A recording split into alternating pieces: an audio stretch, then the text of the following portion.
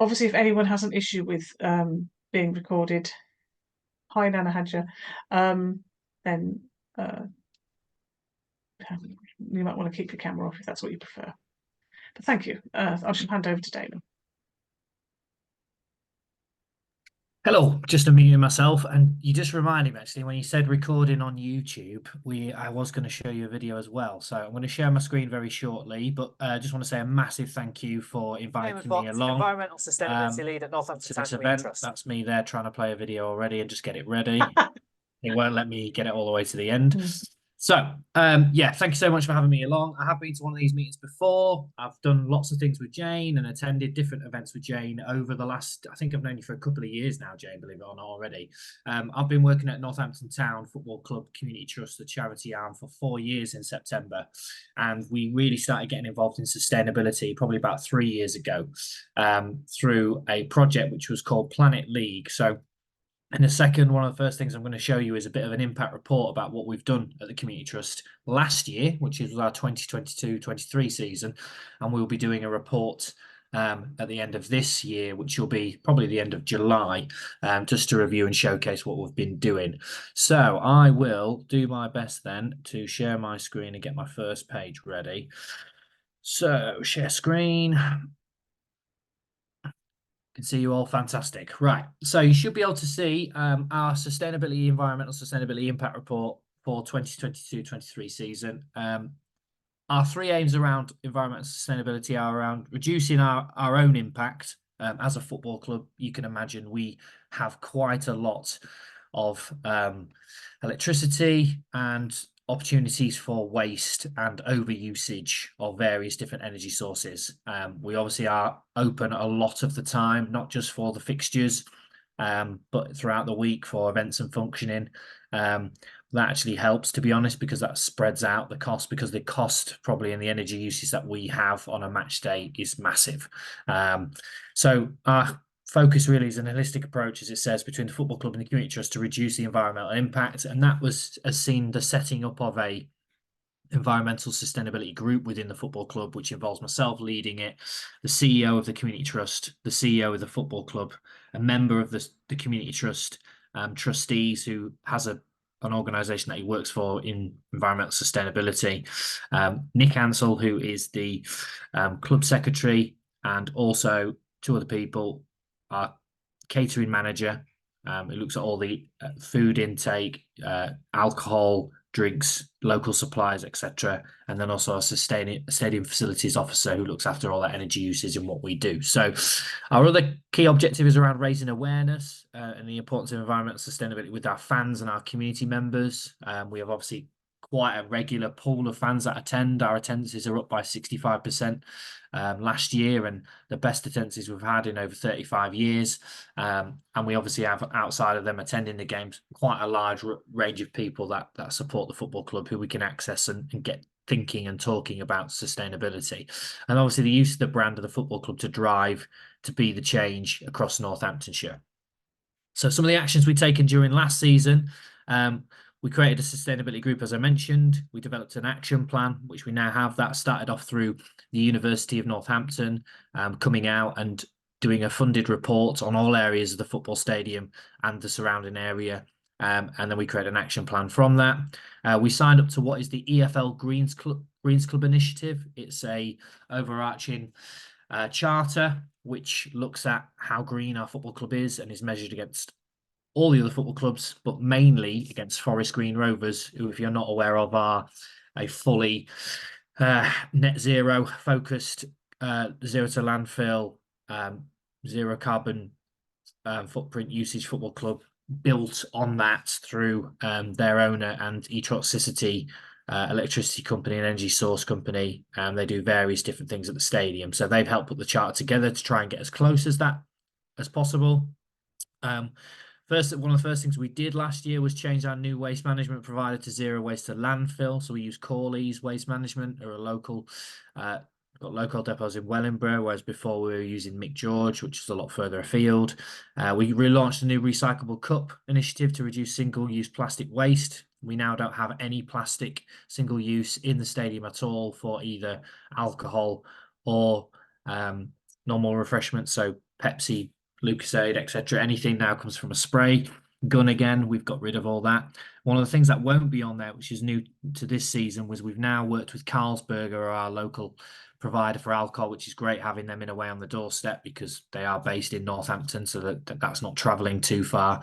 Is we've now got timed pumps as well, which we didn't used to have, so they actually automatically go off, so they're not using energy throughout the evening and throughout the times after a set period of not being in use. They will automatically go off and not be using electricity or energy. We held our first Environmental Sustainability Awareness Match Day in October 2022. Since then, we've gone on to do 2 or 3 more of those, which was dedicated on obviously using the club's platform to raise awareness. We do a lot of litter picks linked to the Wombles, and they're not just at the stadium as well. I've gone out and volunteered with them, and some of our other staff has in other areas around the county as well. Corley's we mentioned, but Royal Society of Protection of Birds, Anglian Water, we've delivered match day activations for fans this year. We've had Sustainability West Northants, Recycle for West Northants. We had the Hedgehog Society, the Nen River Trust come and see us for our Green Football Weekend, which we've mentioned there, which was at the end of January. Green Football Weekend, for those that don't know, is a national campaign mainly focused on the bigger clubs because they get all the press in terms of Sky and TNT Sports, where they try and do green match days, less travel from the players, meat-free options, all that sort of stuff to try and increase their fans in getting involved. And there is a competition which clubs can win by taking part and doing actions during that particular weekend. We came second this year, only second to Manchester United, the biggest global brand probably in the UK in terms of football, and they won it also last year. We engaged with 261 participants to promote the smart energy meters through our partnership with Smart Energy UK. And we also took part in the Planet League competition, engaging staff and fans in the community. And we won the title. And we currently still have the trophy at the cabinet at the Community Trust office. So that's competition with 72 football clubs, which we won. We also developed a new partnership with Community Trust with Decathlon and Amazon, which I was talking to Jane about before I came on here, where we've been getting clothing to their collected 9 boxes worth of clothing that had been brought back, which will be going to various different people. A group of it today has gone to children that have come over from Sudan, so it'll go to the community wardrobe at the Doddery Centre. But I've also given some to children who are in children's homes today at an event that was held at the stadium. So we also have a clothing bank on site in the car park at the West Stand. Through the actions, we've made the following impacts on some of the areas. So sustainability messaging across social media channels was seen by over 100,000 people. Obviously, we've got quite a footfall with the football club and they support us on this.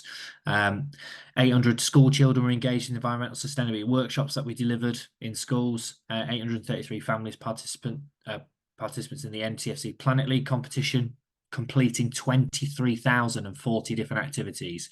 And that's quite a stat. That's anything from having a reusable water bottle to doing 4-minute showers to creating a compost with your waste peels and stuff like that from food, which we're going to be talking more about. We moved new waste management, as we've mentioned already, resulting in that zero to waste landfill. 4 of the top 10 schools were nationally involved in the Planet League competition were from Northamptonshire, and those 100 bags of rubbish collected around the stadium. 800 items saved, moved to recyclable cups, and then from the Planet League competition, the measurement of the CO2 from all those activities was 103,211 kilograms of CO2, which was saved by supporters and staff through the Planet League actions. We are finalists in the EFL Green Award, it says there, and that was last year's. We also were the finalists this year. The EFL Green Award is an award for all EFL clubs, which is from the Championship down.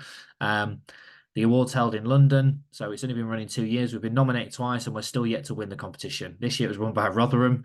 Last year it was run by Bristol City. So we are eager to go again next year. It's not going to deter us. I'm hoping that might disappear, that bar at the top, because I've been moving so long. In a second, I'm going to, in fact, yeah, I'll just wait for it to see if it goes away. I want to show you a new project that we're involved with, which is more on a European level. We're not going to reach European people, but we are part of a European football network. So Little Northampton are linked and join up at conferences with the EFDN, which is the European Football Development Network. So there are football clubs from Spain, Greece, Denmark, Malta, all over the world and across Europe, and they meet, have conferences, and more they're becoming about sustainability, but they do look at everyone's projects. In fact, we won an award with them 2 years ago around tackling loneliness during the pandemic, which helped us be awarded a football pitch that's now based at the stadium for the community, and another nice little trophy as well.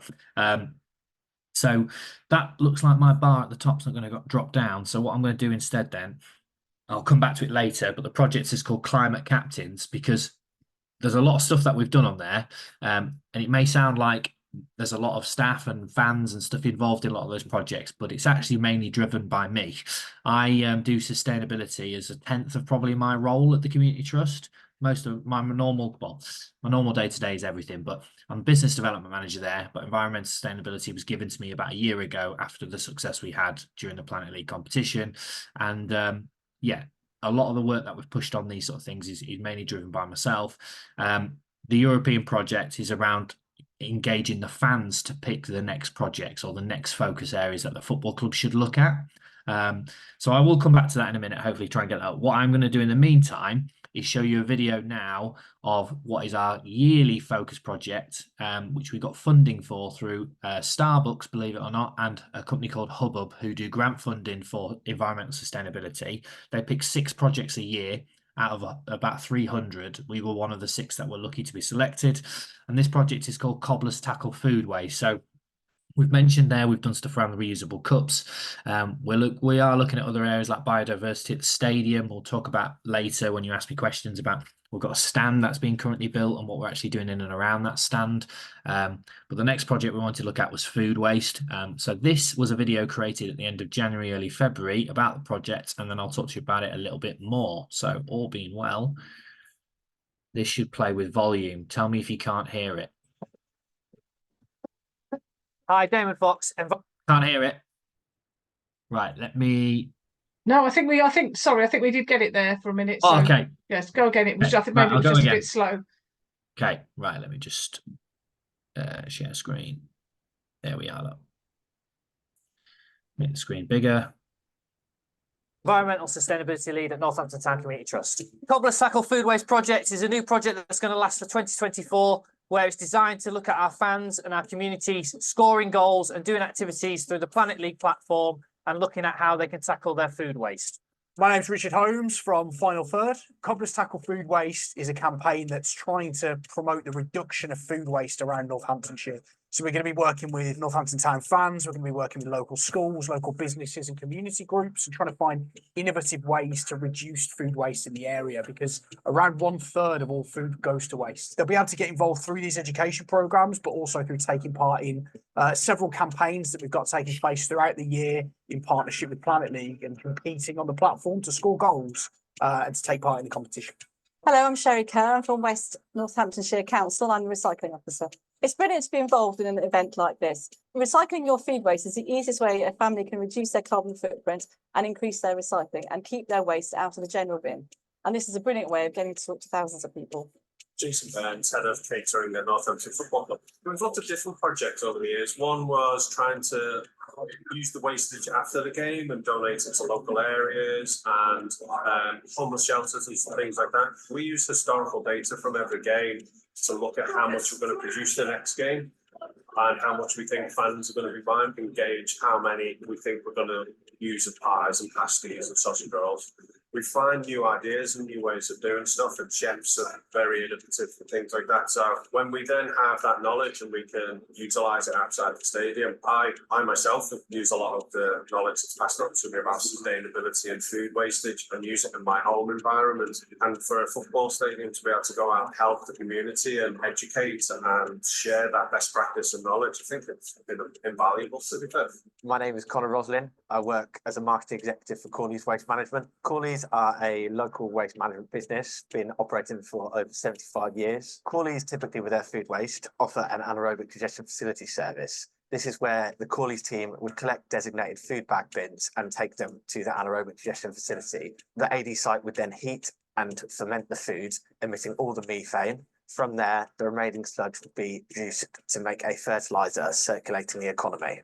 We partnered with the Community Trust as a huge part of our ethos is supporting grassroots sports and kind of the next generation. We felt what the trust was doing aligned with our values, and we felt they were a great charity partner. Food waste is a large problem in today's world, and I think the trust have a great power to be able to reach more residential houses and acknowledge the correct practices for food recycling. It's really important because we want to inspire future generations to do activities that will see that actually little things can make a real big difference for the community and the climate, and also form those connections with the local football club.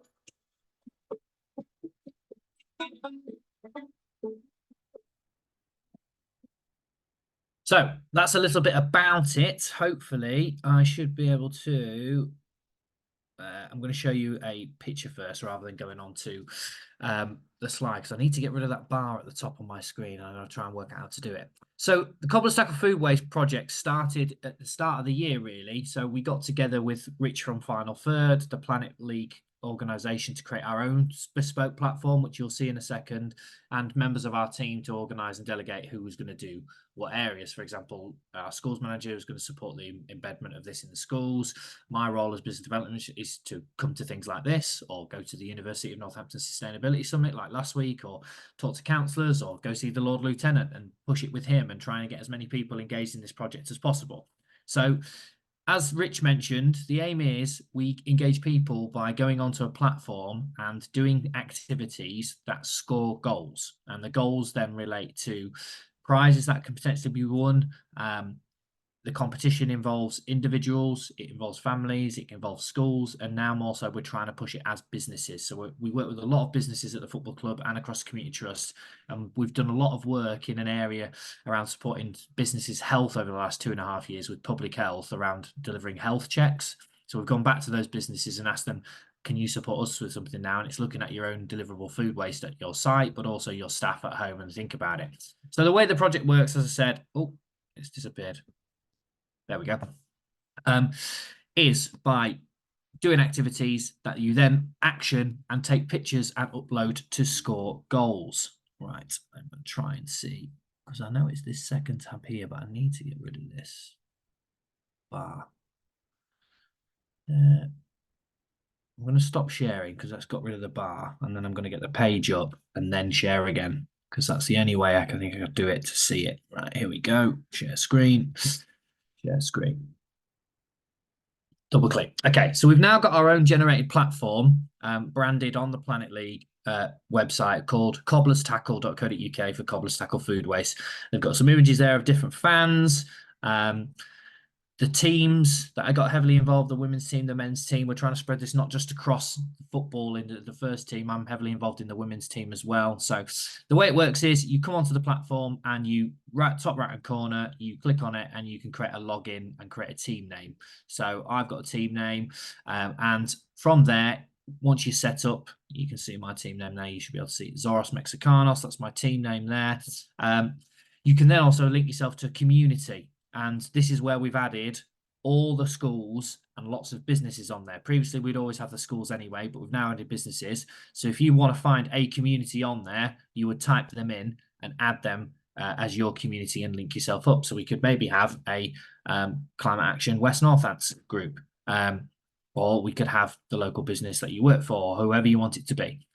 From there, then you complete the activities as I showed you on page 1. So our first campaign ran at the start of March on this platform for 3 weeks, and it will start again on June the 17th and run for 3 weeks.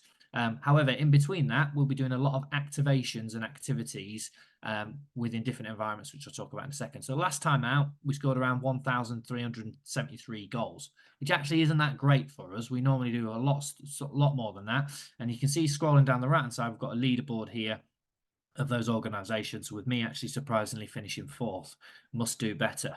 Some of the activities that we do have on there are easy to start with. One of the key things we're trying to capture from this project, with the aim of working or engaging with 1,000 households. That's what we've put on the bid with Hubbub and Starbucks, that we will try to engage with 1,000 households. And the first thing we want them to do is complete a start and end survey, which is looking at their current waste food habits. Because what we found speaking to West Northampton Council was actually a lot of people don't have access to food waste bins, particularly people like myself who lives in flat accommodation, who has got a waste bin because I was given one by Recycle West Northants, which I'm grateful for. But people don't. And if we understand their habits, would they take one? We try and look at more ways to engage and give people that opportunity to do so. There is a tip reminder chart. So as you can see, when you click on an activity, there is goals related to it that you can do. So one of the activities that I've clicked on there is around sharing extra food. So donate food that you don't need from either to a local community fridge, or maybe you'll use the Olio app or a different app. There's a description in there of what you need to do. It's very much always linked into football related. So just like a perfectly executed pass in a football in a match, sharing food can make a real difference to someone's life. Then there's the steps there. Look, there's some local examples, places to donate the food to as well. And then make sure that you add a photo. So for every activity, you'd press start, you'd take a picture of what you've done, you'd upload a photo, and then it'd score a goal. You've also got things around why do this and the stats behind it. So that one gets 2 goals. It's saying it can take about 30 minutes to do the activity. You get 10 XP as well. So we try to look at the platform from a child's perspective to see how they would engage. XP is almost like health points. We've added in prizes for basically doing going on daily rather than just ad hoc and compete a streak. And then there's a cooldown here, which means 24 hours. It says basically you can't do that activity again for another 24 hours. So there are some listed activities on there that are for 24 hours, like all these ones: buying wonky veg, creating a fantasy food waste, tell us your own creative way to tackling food waste, buying yellow stick of food, vitamin blast, boost your day with a homemade smoothie, get a friend to register. So you actually score goals by getting an assist and getting friends to register. You've then got weekly activities like batch cooking, for example, Super Bowl, so making soup with vegetable scraps and leftovers in a pickle, ferment spare veg and boost your guts. Even shopping drills. How many people, if you ask them, go to a shop, go to the supermarket, have lists, sometimes they go without lists, and see all these offers and get brought into buying stuff that they didn't plan to do, and then sometimes often waste food. There's things like putting stuff in your fridge and then actually putting a zone of eat me first, so you can see I've completed that, because you can only do that once a season, where you actually label what needs to be eaten first before it goes off. There's a quiz, there's a food saving app, there's compost in a bottle. So there's lots of activities that are different, engage the family, the children. Even watching the video that we just watched, you get 3 goals for doing it, and also you can do that once a season. So as I said, there's then a leaderboard for people individually. So this is the players individually. So Windmill Primary School won the last tournament, and their breakfast club did very well, and their boy from their school also did even better. And then we've also got a community leaderboard as well. So there's 2 leaderboards there for people to get engaged. So it had a good start. In between this time, I've been on multiple radio stations to talk about it. We are doing a press release again in the build-up. We've created some new graphics for sending to businesses. I mentioned I went to the University of Northampton, was at the Sustainability Summit, and had a round table to present this to everybody. So the businesses will go away and share it with their staff and get their staff to compete against each other to do the activities as well. So that is the product or program in a nutshell. As I said, the project again will start on June the 17th. We're doing a lot of work in gearing them up to do that now. What was interesting around this project as well was one of the activations I went to do a couple of weeks ago is we decided we'd actually, to engage more schools this time, we'd actually go and measure their own food waste. So we visited 5 schools in a week, 5 different schools from different areas. One was Cooknow, one was Mill Way, one was East Hunsbury, one was Windmill in Raunds, and then the other one was Falconers Hill in Daventry. So we went to different parts of the county. The first school had about 11.5 kilograms of food waste in one day. So the aim of this was to send them the stats then of what they would waste over a week versus what they'd waste over 39 weeks in a school year, so that they would actually realise what they are wasting. And it was interesting because obviously there was a lot of waste, and most waste was coming from year 1 and reception about choices and what food they like and what they don't like and trying stuff. But it was interesting hearing how the catering worked, because in some cases they booked in advance. So they did pick what the children would say they'd want, or they'd agree on it and the parents would book it. But often the cooks would overcook, because the biggest bag of food waste was often the cooks. I think one school, out of 11.5 kilograms of waste, 3.7 kilograms was just of the cooks' leftovers that they'd overcooked, etc. So it is a real problem, and we did that as an initiative to try and open the eyes to schools and send those stats out to them. So hopefully that will help and get more schools to join in and have a look at different stuff like that. So that's the main reason I'm here to talk about that project. The other things I just want to mention we are doing in the background going forward, the climate captains I'll try and get onto in a second. I'm doing a relay. If you've not come across the Running Out of Time organisation, they're a raise awareness organisation where they've taken a baton previously up to COP26 in Glasgow. They then took it over to Egypt. And last year they ran a relay with a torch type baton from Ben Nevis to Big Ben, and they're doing it again starting next month. I'm actually taking it in June, on June the 19th. It'll be brought to the stadium at Six Fields by some care leavers from Northamptonshire Children's Trust. He'll be bringing it from the Guildhall, and then I'm actually running a half marathon with it down to Cosgrove before handing it over to either the Milton Keynes Council in Buckinghamshire or to the Milton Keynes Dons Football Club to take it on the next leg. And then we've got some other football clubs like Luton and Watford involved. It's going to travel all the way around the country until it gets to London on I think, July the 4th was the original plan. But I know that's now a significant date. And the idea is it was going to end at Parliament. So I believe that's still the case because I've been invited to go down. But yeah, I'll be running it on the 19th of June. Another project that I'm involved with very quickly later in the year is I'm working alongside the organisation that does the amazing Northampton Run. That's Simon. I don't know if you've ever come across him. He's quite into sustainability, and we're looking at working together on creating the medals from recyclable plastic bottles. So I'm going to be going out to schools in Northamptonshire, collecting recyclable bottles and then turning them into running medals, which will then be used at the amazing Northampton Run in Northamptonshire at the end of September, which is just another nice little project. But this time it's great for the children to see where their work has gone, attend the event and see what can be done in that sort of area. I will just do what I did before, which is stop share and then get on my Climate Captains page just to finish with before I take loads of questions, just because the Climate Captains is the initiative I mentioned, which is putting it in the hands of the fans now, and not just relying on people like myself and some key people within the football club to drive it. So all clubs have been invited to do this across England. It's worked.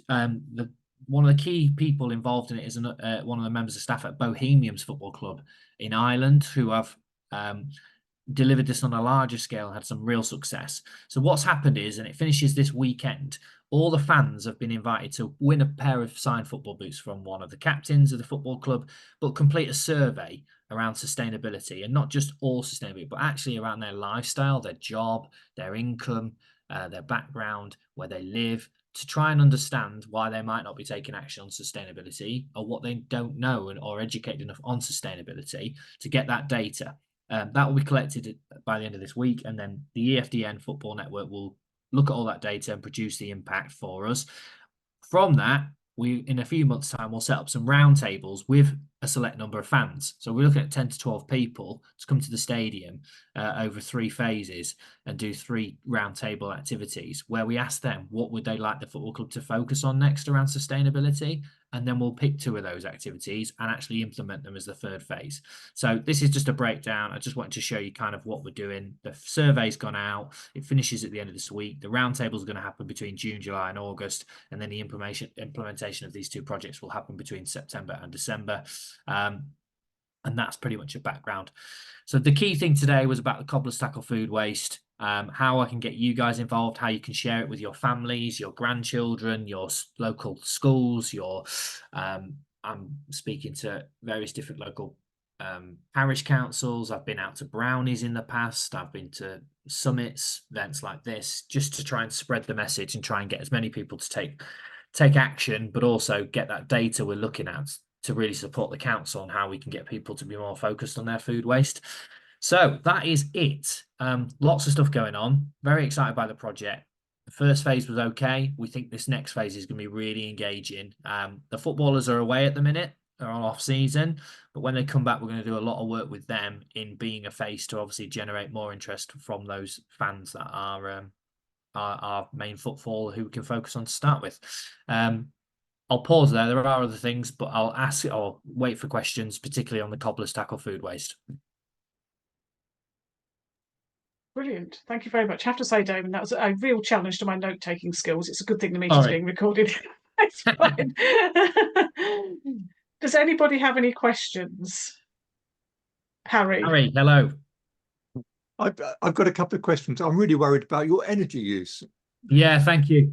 So question number one is, are your stadium lights LED? They are. Good question, sir. I didn't go into too Right. much detail about that, Good. but yes, they Okay, all are. that's We've a even good put, answer.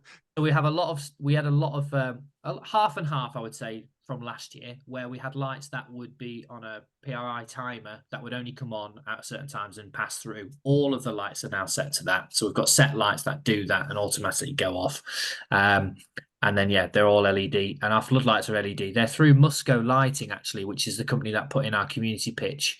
And it's interesting because not all football clubs do have LED floodlights, but we do. The second question is, had you thought about putting photovoltaic panels on the stand roof that faces south? Very good question. Absolutely, yeah. We were waiting because of the new stand that's been finished now. So the east stand is currently in production of being completed. It's been ages. Don't know if you know too much about the backstory of that. I mean, that was even before my time of joining the Community Trust. But obviously, Kelvin's bought the land. The council have confirmed that's all okay. Contracts have been signed, and we've started building the east stand.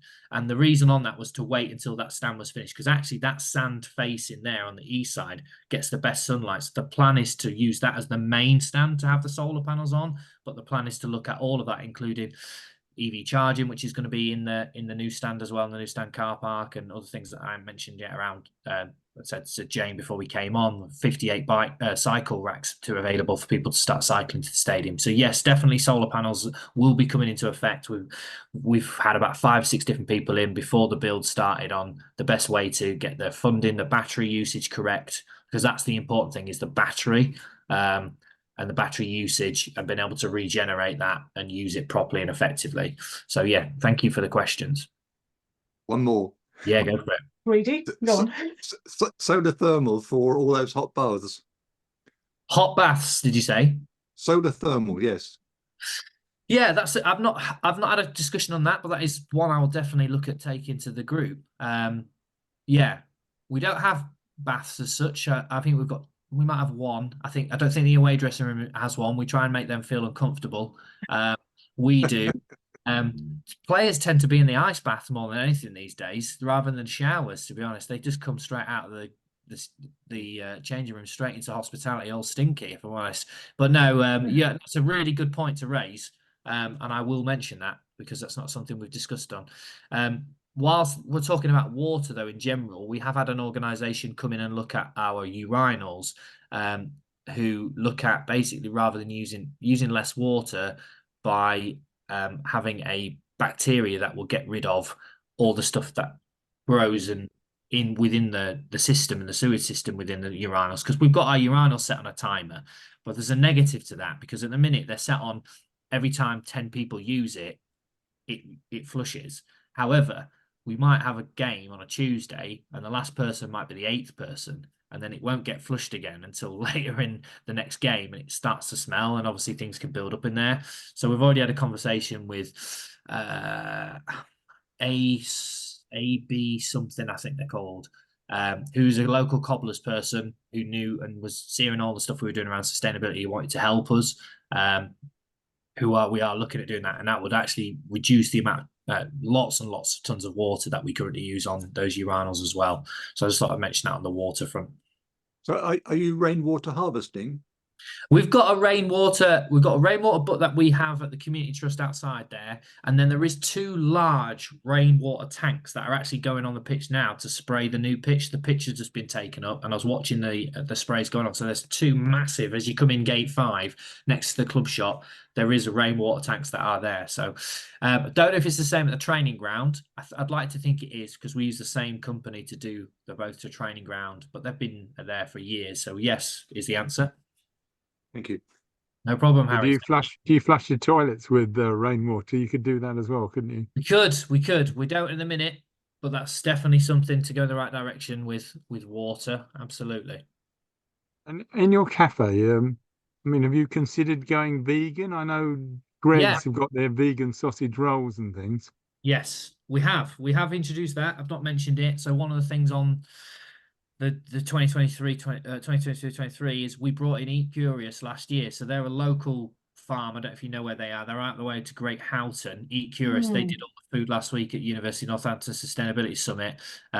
So they also are ran completely through solar panels on their own farm. And we have meat-free burgers on offer. We also brought in gluten-free noodles last year as an option as well. I would like to do more because I went to visit Bristol City. Their capacity is obviously bigger. They've got a stand that goes, you've got an internal concourse all the way around to have indoor vendors, and we don't have that at the stadium at the minute. We've got one stand that has indoor vendors really, and the rest is outdoor. We've got the outdoor burger van that has an offering of meat-free. The good thing about the meat-free stuff for Meat Curious is we don't say it's meat-free. We just say it's a Cluckian burger because that's what they call them. But we are starting that. I would like to do more on that. But once we get the new stand built, it'll have a concourse, and we're introducing street food, which will have more options on vegan. But good question. Thank you. And I've just to say that we are trying to organise a corn sort of visit to go and see Eat Curious, because I think it's really interesting what they do. And they're also based at a place where there's a one of these indoor farms. Yes, I've seen it. Yeah, I saw it being built when it wasn't finished. I've seen it incredible. being finished. Yeah, so literally using reproducing their own water, aren't they, and then dropping that on the crops and doing it at light temperatures to grow their own stuff, which is unbelievable. It's all really self-contained and controlled, isn't it? Claire, did you have your hand up? You're on mute. Yeah. You mentioned that you were going to say something about biodiversity restoration, so I just wondered about that. So one of the first things we've looked at is people. We look at people within the organisation, people company, and one of the people that's involved in Six Fields Travel, which is our away travel buses that often serve the fans. He's actually a beekeeper as well. So he's asked if we could do something around that. So we are going to be producing and having some beehives placed around the east stand once it's completed, in between the north and the east stand there, to produce honey. We're also creating a community garden that will be ran by our elderly adults group, which will be by the club shop. There's a mound of grass area at the minute as you come into the entrance of the main car park, which we're going to turn into a community garden where we're going to grow our own food for the kitchen as well. And that's going to be run by the elderly adults group, which is called Extra Time Hubs. They meet every Monday from 10 till 12:30. So yeah, they're the two things we've got started on. The antibacterial company, which I can't remember their last, I want to say ABC, but it's not C, it's something else. They said they would sponsor things like that, and they have done that in the past at another organisation. They basically sponsored to have the beehives all installed and stuff as a way of giving back of us buying their bacterial stuff to reduce our water waste. So good question. Excellent.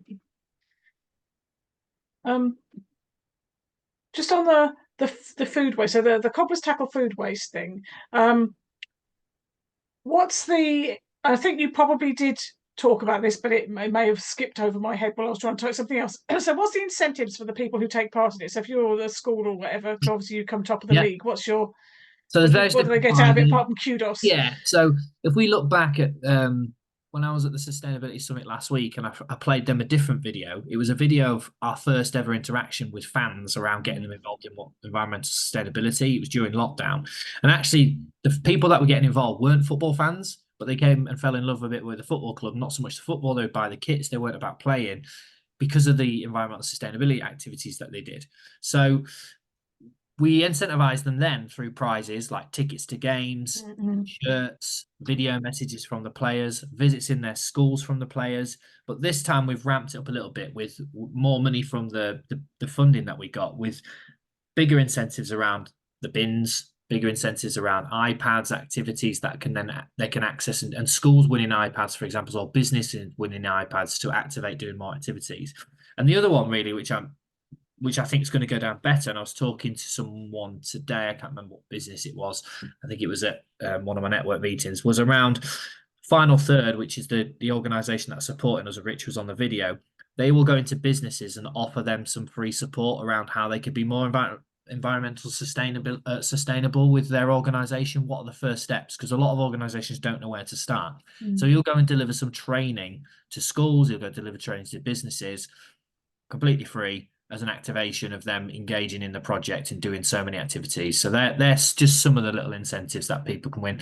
Last tournament, like I said, a Windmill Primary School in Raunds were the winners by a standout. They were the best school. An individual boy, Jude, he won tickets to a game for his family, a sticker album, books.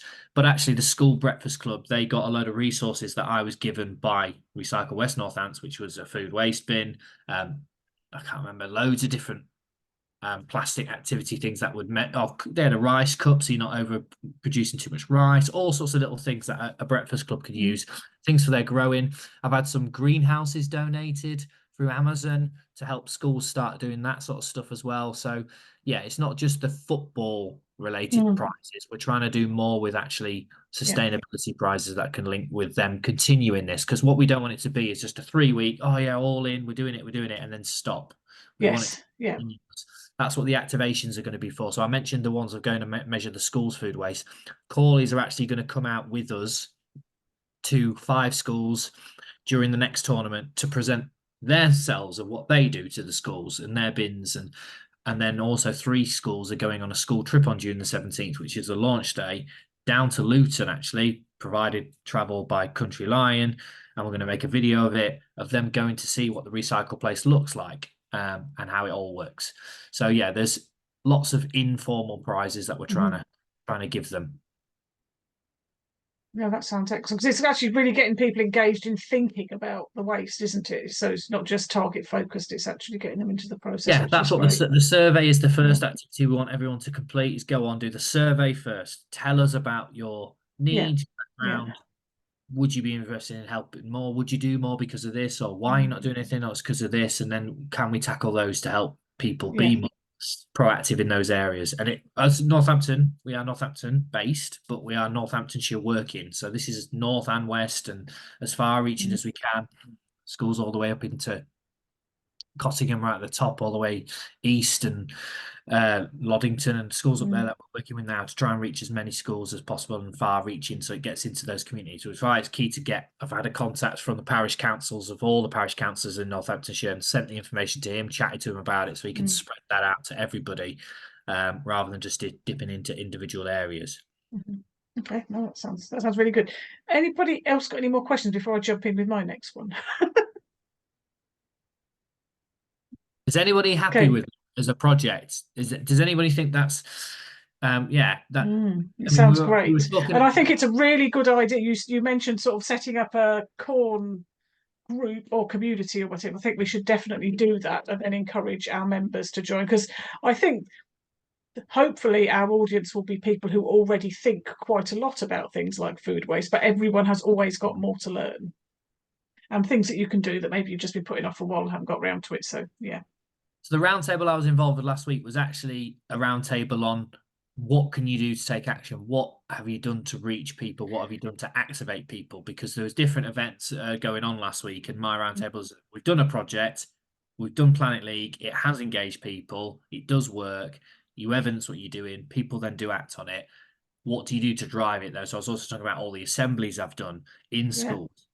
Virtual assemblies to then send to 75 schools in one go, and go to these events like this and talk about all the different ways we can get the message and spread it out there so that it reaches all the different people. Because I know you'll all be sat there going, I didn't realise the football club did all this sort of stuff. No, absolutely. Yeah. As always, every time we could, and it's to our own detriment, because we run 35 projects a week with 1,000 participants aged 5 to 95. I saw people looking at when we talked about the elderly adults group and the garden stuff that runs every Monday.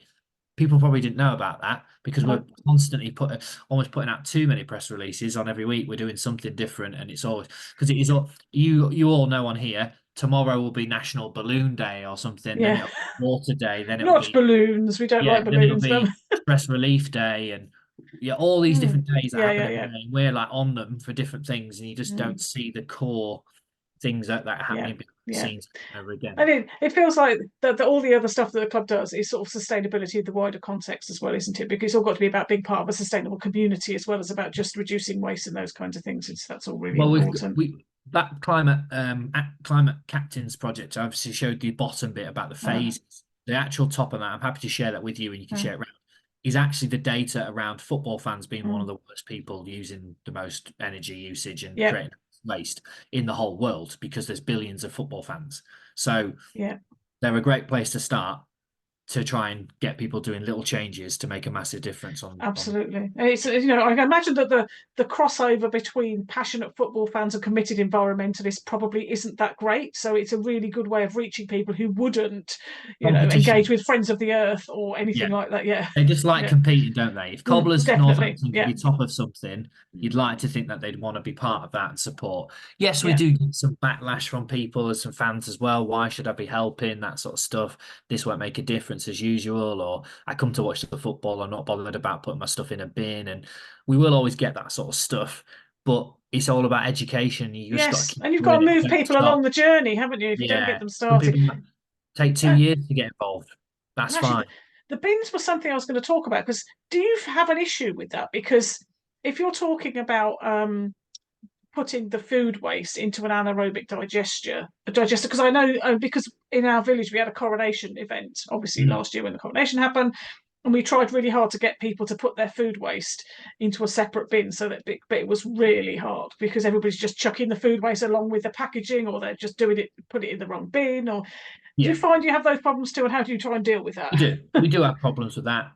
We always will. That's the good thing about Corley's, is when it gets to them, they'll separate it all and make sure it's the right way. But we've tried to educate now. At the minute, we've done it again through people like Clarence the Dragon, our mascot. He's sponsored by Corley's. So Corley's, alongside us, he goes out and does stuff with Corley's at different sites. But we also get Clarence in the stadium videoing, putting things in the right bins, putting posters around the stadium. Clarence is putting it in here. And you've got, obviously, you've got to start with the kids first. There'll be set people already doing it. And then a little kid goes, "Daddy, why are you doing that? You're not supposed to do that." Clarence doesn't do it like that, yes. Exactly. And getting them to think otherwise. So we have the bins in and around the recycling, but even then, football fans, they get their stuff and they want to get out of the stadium, or they're eating it, just throw it in. That's why we've chose Corley's rather than what we had before, because they'll separate it all. Okay, no, that's really, really when important. They collect to make sure that that's massive, and the kids will see that when they go on the school trip there, and I'll see it when we get it captured on video. Yes. Do Corley's do trips for other people? Because I would really like to go to a recycling centre. I don't know, but I can definitely ask them for you as a group, because it's only going to make themselves look better, isn't it? By doing things like that. So I will definitely ask them. Yeah, that'd be great. Thank you. Yeah. I think, if people know where their waste actually goes, I think it's, really makes people think more about what they're doing. Yeah, absolutely. I mean, I got caught on in the town centre a couple of Saturdays ago. Now, I've been vegetarian and doing veganism for different times for quite a while with the Planet League project. So I was just stopped and asked, if you watch this video, you'll get some free food. So I actually had a bit of time, and I did, and I watched it, and immediately it was quite distressing. It was around cattle, it was around things kept and stuff like that.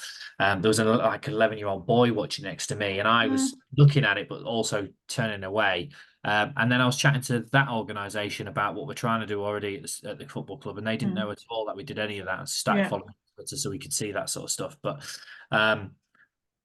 there are different ways to engage, and we think a fun competition way is a good way to start, particularly with fans that are addicted to winning at stuff a lot of the time. Which is not always a positive. I think Mick wants to say something, maybe. Yeah, go on.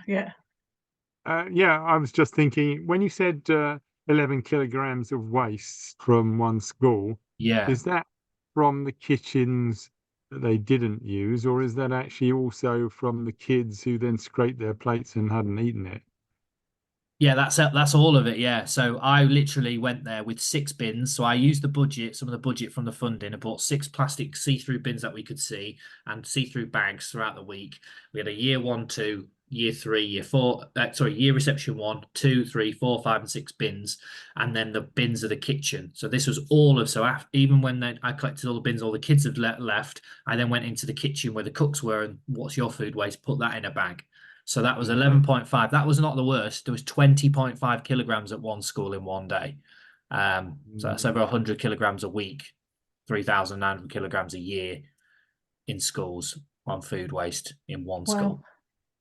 That's a huge amount. I went into Kingsthorpe College, and they seem to have all their food offering seems to be fast food, and it all comes with containers you throw away and Oh, the whole it's not thing. is it like the plastic? Is it like what you get from like a takeaway type polystyrene type stuff? Is it? Seemed like it, and they've got a bucket in the middle of each table where they throw everything in at the end of it. So I'll it's have sort to of go. We do work with that school now. Actually, we just started working with them in the last sort of 3 months. So I will see if I can go and meet them and try and push that with them. I think isn't the polystyrene stuff supposed to be getting banned, or is that just the? It is banned at takeaways. They're not allowed to Yeah. use it. And I think it was banned from last October, wasn't it? They're not Yeah, allowed I to was use gonna say, I thought it was. non-recyclable packaging. Absolutely, a yeah. little while before I went, but I am told that they still just throw away all the. Oh, They don't have washing stuff up, which is a bit odd. Well, they need callies. We'll introduce callies to them to designate it be a bit better. They've got different options rather than just one bin, which is what schools. The easier it can be for them to get them through lunchtime without any fuss is what they do, rather than thinking about the environment. Yeah. Yeah. I feel like there's something else, but it might have gone from me. Oh, I was just going to tell. Yeah, I did mention this to you. So, again, I've talked about a lot of awards and Northampton doing that. Last week, we won another competition that was a season-long competition, a bit like Planet League, but it was called the Pledge Ball Football League. And what happens with Pledge Ball is every football match day, the fans can go on to the fixture. So if Northampton are playing Wrexham or Northampton are playing Derby, you click on the fixture, you click your team name, and you complete a survey around different areas of environment sustainability, pledging that you're going to do these things. And then it measures the amount of kilograms of CO2 you would save if you do that. So we would get our fans to do that. I wasn't a big fan of this last year, but Bristol City did it a lot and won the Green Award. So I thought, well, if we're going to get anywhere, we might need to do this as well. So we did it. We won it. We found out we won the competition overall, and there's a large number of CO2 measured and how much we've saved. So we're going to receive a trophy, but the best thing is actually we're going to receive £15,000 of support from an organisation that will look at adding more to what we can do to be more environmental sustainable at the stadium as the football club, which is the significant part. So again, focusing, putting your energy in and doing stuff can lead to not just the glory of the trophies, but the additional outcome, because we'll get educated. I'll get educated more. I've been on the carbon literacy training and going on different training things all the time, and part of different groups, football for futures, football for climate is a group that we're part of as well. We join lots of different things to make sure that. Oh, and a couple of other things actually, really quickly before someone had their hand up. We're about to sign something called the Sustainability Charter through Pledge Ball, which not many clubs have done yet. But it basically means that we will make sure that we don't fly anywhere as a football club. Now, we don't really do that anyway. It's very, very rare. And to be honest, most of our games, we only go to the games the day of the game. We don't travel up the night before or stay in hotels, etc. We generally go on the match day. There's very few, but this is around reducing football clubs' flights. So we'll be signing that charter. And I've had 2 conversations. I've got another one to follow with an organisation called Staxi, which is an app that we're looking to bring in to look at a programme where people will car share to get to the stadiums. So it's an app that will be mapped for Northampton, a bit like the Voice scooters, where people will go on and tell you that they're travelling to the game. And if they're passing on your way, they're available to pick you up, and you join lists with people and reduce, and also have a look at all the local travel through the different buses networks and the scooters and bikes and the routes, rather than using your car, to reduce that. And that's got incentives on there of loads of prizes through the club and through Staxi, etc. Again, to reduce people's travel carbon footprint on the way to the stadium. So there's just a couple of more things. It's such a good idea, because actually going to a football match is the perfect thing for car sharing, because everybody wants to arrive and leave at exactly the same time. Yeah. So, yeah. Absolutely. Of course, everybody wants to reduce the congestion, which is horrendous, obviously, on match days, isn't it? Particularly when we've got a game at the rugby at the same time. Yeah. It really doesn't help. So, I was going to I had it up earlier, actually. I was going to pull it up and see if I see it. But has anybody got any more questions while I'm looking? Yes, I think Nana Hadja has. Yes. Thank you very much for your insight, education. To be honest, this is like something new to me. I am environmentalist already, and I'm a farmer as well, so I kind of get it, but I never thought about linking it with football. I'm not a football fan. Okay. So I even don't know the rules of football. So That's I fine. just shout when I wish somebody... most of our fans didn't know either, to be honest. Yeah.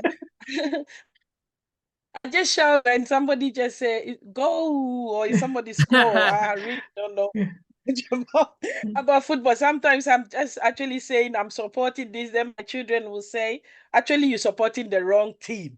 You know, I really don't know. But I think that you guys are, what you are doing, what I've just heard is really great, because I like the idea with schools, especially food waste is a huge thing, and that is one of the dissertations that I wrote about how we food waste goes to landfills a lot. So reducing food waste is actually a good thing, and educating I think the young people right from beginning is important for them to know that we shouldn't waste food. And linking it with football, I think it is very brilliant. I never thought of that. So this is education for me as well. And I'd like to know more in future. And I'd like to also know how we can basically participate. So absolutely. Thank you. I'll share that with Jane after, and then you can share it with your children and whatever school they're in. Yeah. Well, I'll send all the links out. What I normally do is type up notes of the meeting, and they get sent out within a few days, and then I'll include all the links and everything in there, so that and that'll be on our website as well, so that people can sign up for that. Brilliant. I'll just show you this really, really quickly. 2 seconds. This is the travel app thing that we're looking at through this company called Staxi. So it's a multi-mode travel app built for football clubs around the country to track and reduce their fan travel emissions. So it'll be specifically for us. You can see our upcoming fixtures on there, the different ways to travel that you've got, who's driving where, etc., so that people are car sharing. It's got modes of travel, includes carpool technology, public transport, organised coaches, and e-mobility solutions. Problems for fans: 32 million football fans travelled to fixtures last year in England, which is around £2,750 annual travel cost per fan. 85% of the match day emissions come directly from fan travel. So if we were to reduce people's fan travel, we're reducing our emissions to match days. Platform is built bespoke to the club and available on a standalone app. And it can be integrated with the fan app as well. It can also be made available on a website to become part of ntfc.co.uk. So you've got all different things on there of how you can travel together, the different modes of travel, and it's got the carbon tracking reduction on there as well that I can zoom into for you as you as an individual. So it tells you how many journeys you've done. Fantastic.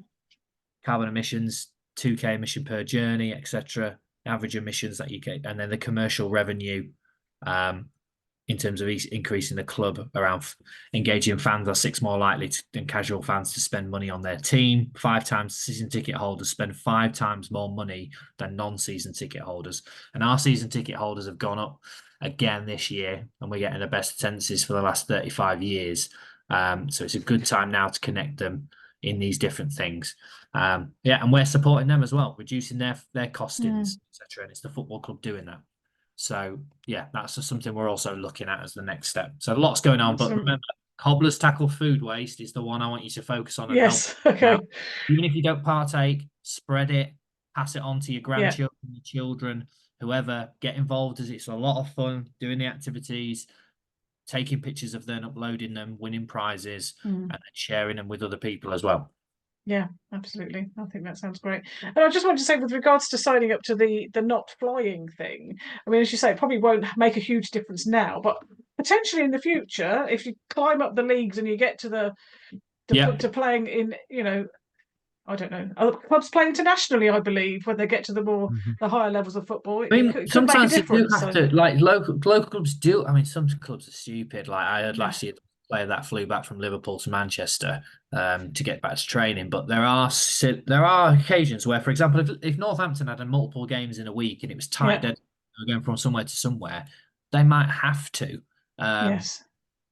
We know the bigger clubs do. They're in European competitions as well and stuff like that, and they do, and they've already bought the planes, so they use them. But it's just a sign, really. Again, as another statement to for that one, it's not. We aren't doing it, like you said. It's about telling the fans that we're not doing it, So maybe you think about your words. Yes, yeah, absolutely. Yeah, maybe if they're going to France on holiday, they could think about going on the train instead of catching the plane or whatever. Absolutely. I'm actually getting a bit more scared of flying than I've ever had before because of what's going on out there at the minute, because of the climate related effects of turbulence. I've been reading more about it nearly every day, scaring myself more, then not scaring myself, and then being a bit better. But I've even last week just researched the worst areas to fly that I know I'm not going to go to ever. So I'd like to just get a train all the way to Montenegro is one of my bucket lists, to be honest, or travel. But what I am doing, which I'm just going to leave on because we're running out of time, is I'm running to Ukraine, believe it or not. Running? Yes, I did. If those that don't know, what I did last year is I ran 750 kilometers in 12 weeks for children in poverty in Northamptonshire, because there's 7,500 children in Northamptonshire living in poverty.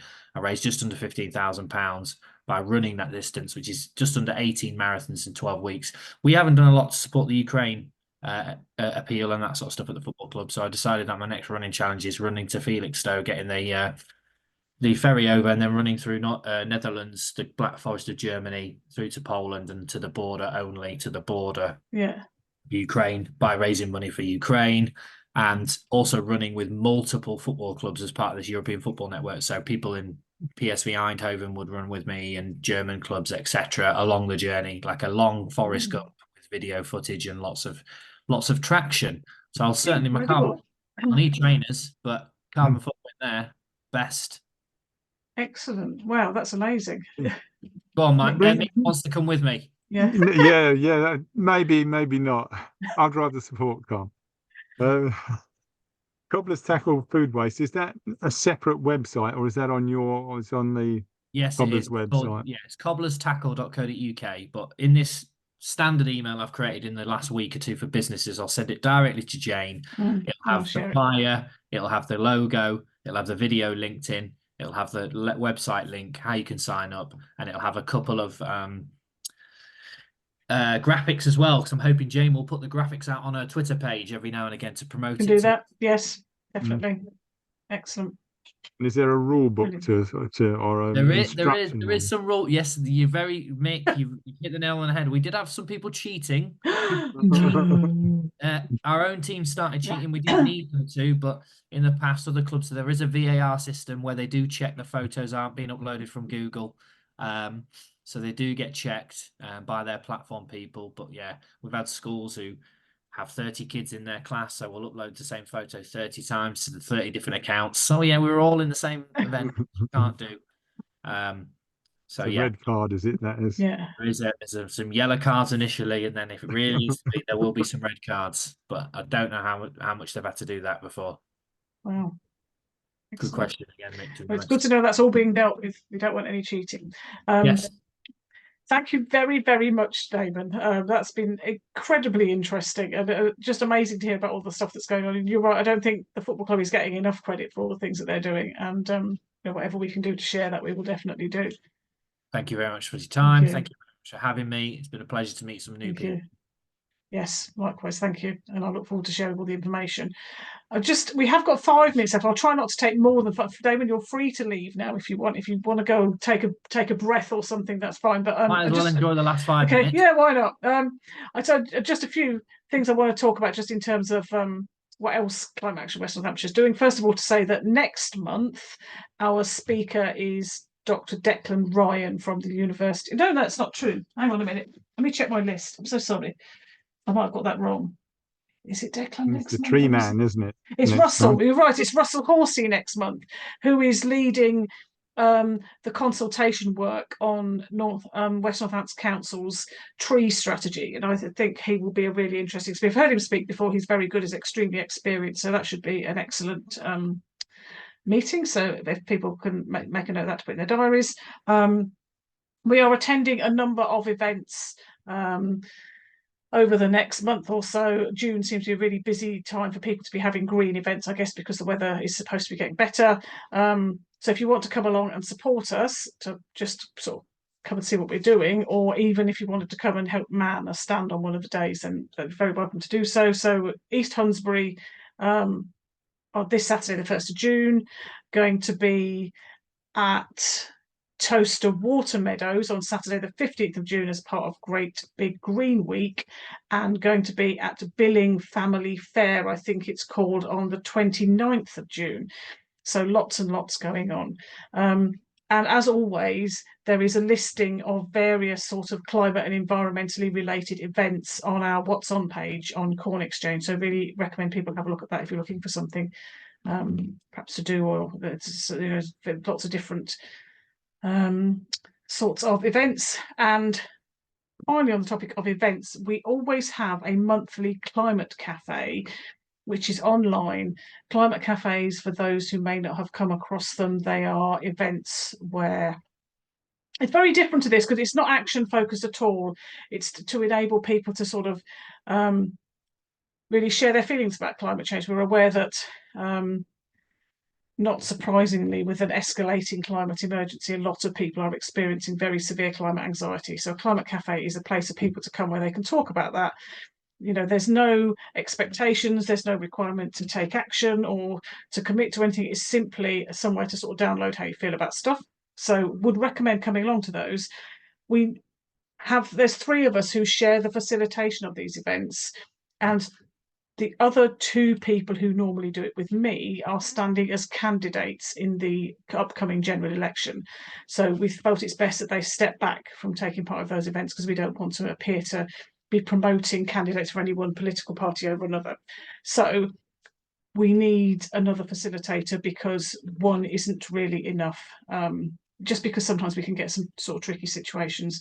So if anybody is interested in volunteering to do that, our next Climate Cafe is, I believe, on Wednesday, I think the 12th of June. Yes, then do get in touch.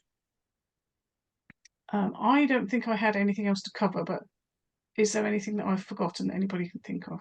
No, I think that's it. And we have finished just about bang on time. Does anybody have any questions or anything they want to raise before we wrap up?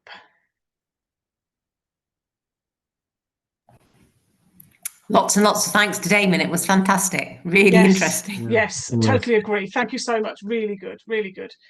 I echo that. Thank you. Yeah, thank you. Yeah, no, that was really good, really interesting. And as I say, the meeting notes will come out in the next few days. They'll be recording up on YouTube. And I know that lots of people who couldn't make it tonight will watch the recording. So hopefully we'll continue to share the message.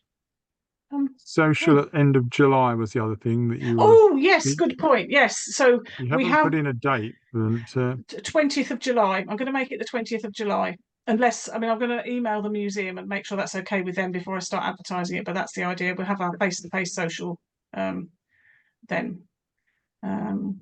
Yeah. I don't know if you're like others, but I haven't. I don't go on holiday when the schools are in, so I go just the weeks before, so I won't be able to make that one. I don't know if. So do you think maybe? Well, it's a bit tricky, isn't it? Yeah. I wouldn't arrange it just because I can't make it, you know. But it might be worth just doing a straw poll of members to see. Okay. Yeah. Maybe I'll have to think about it. We could think about. So I guess the week after that would be the first week of the school holidays, wouldn't it? Probably. Yeah, I mean, I don't really know. My holiday takes out 3 Saturdays effectively, so I wouldn't bother about whether I can make it. But okay, all right. Just a thought. Oh, that's fine. Thank you. I'll bear that in mind. Okay. In which case, I will say thank you all very much for coming. A special thanks to Damon. Really appreciate your time, and hope to see you all next time. Thank you very much. Enjoy the rest of your evenings. Thank you. See you later. Thank you, Damon. Thank you. Take care.